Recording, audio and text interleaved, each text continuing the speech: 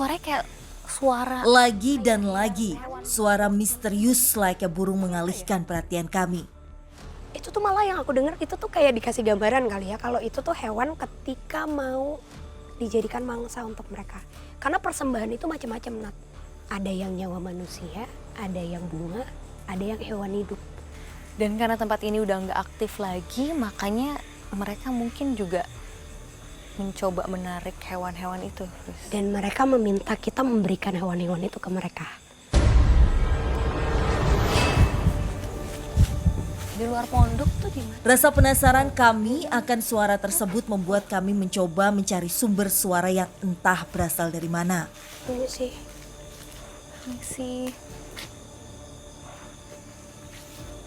Gimana ya?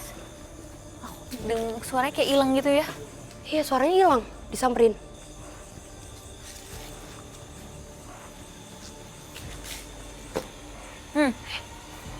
Kayak di belakang situ ya suaranya ya? Iya, di sini nggak sih? Di balik sini ya?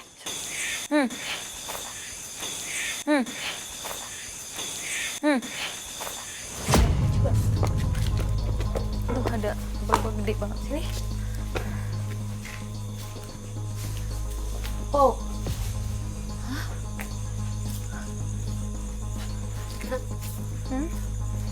Boleh bantu senter? Gak ada. Atas? Apa? Kenapa? Gimana ya? Suaranya Ini tuh makin kalau pas ngedeket. kita makin deket dia kayak makin jauh nggak sih? Iya. Kayak malah menghindar. Kalau aku sih yakin itu suara binatang. Tapi kayaknya binatang ini sengaja dibuat biar ngedistract kita. Oh, jadi makhluk-makhluk itu maksudnya bisa itu menjelma atau mereka yang bisa kayak memerintahkan binatang-binatang untuk ngedistract orang-orang? Karena sebenarnya binatang itu jauh lebih peka daripada manusia. Mereka justru mampu berkomunikasi dan mereka juga bahkan bisa menjadi media untuk menarik kepercayaan kita. Jadi energi yang mereka keluarkan itu jauh lebih ringan daripada mereka mengeluarkan energi ke manusia gitu. Dan ini salah suara aneh lagi tuh. Dari dalamnya. Assalamualaikum.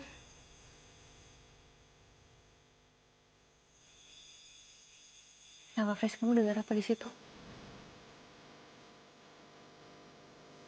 Ada bisikan. Tapi jadi kayak ngomong.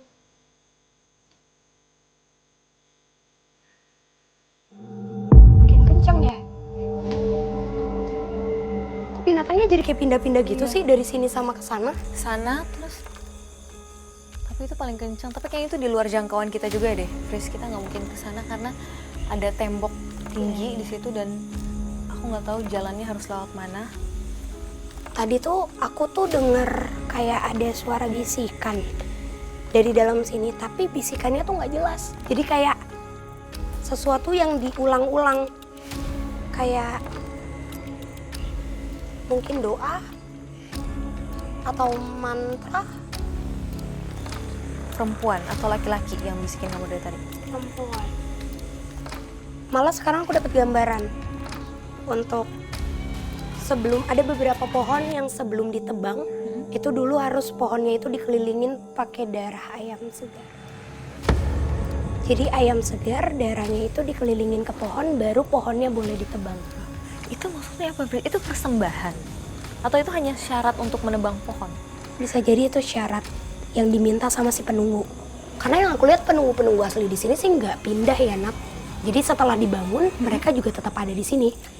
Jadi pada saat tempat ini sudah terbengkalai, malah jadi nambah. Makin banyak dari penunggu-penunggu sekitar sini. Tapi lebih banyak penunggu. Kenapa? Udah ada yang niup nggak? Angin gitu ya? Ada yang niup kamu kan? Kenapa, Fres? Barusan aku nengok ke kamu, itu ada perempuan tapi maaf banget. Matanya full putih, mulutnya mangap turun ke bawah, dan dia cuma... Aduh. Udah sini deh, Fres. Tapi kok aku tuh nggak ngerti ya kenapa mereka cuma nunjukin secara fisik sesaat, terus hilang. Kayak emang mereka tuh ngarahin kita buat komunikasi sama yang paling kuat dulu. Oke, yaudah apa kita kesana aja coba ya? Gangguan demi gangguan terus kami rasakan hingga Frisly mengajak saya untuk menuju ke tempat di mana sosok yang memiliki energi yang kuat berada.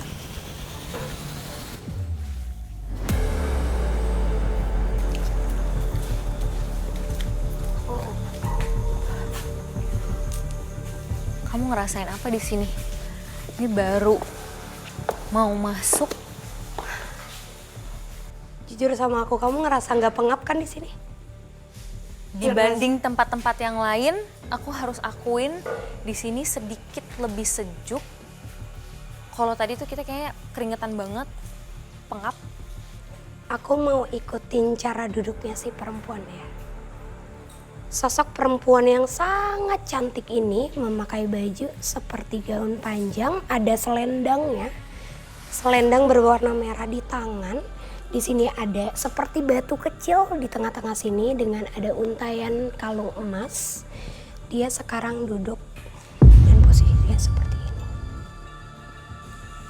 Tapi bedanya sekarang dia lagi natap ke arahku.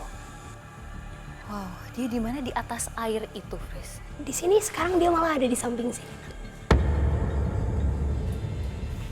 Kamu bisa komunikasi sama dia, Fris?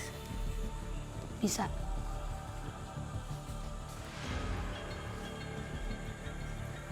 Permisi.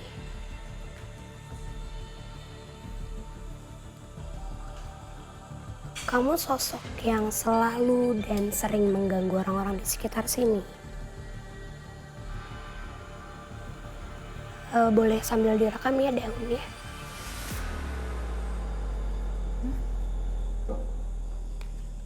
Itu kayak goyang gitu ya?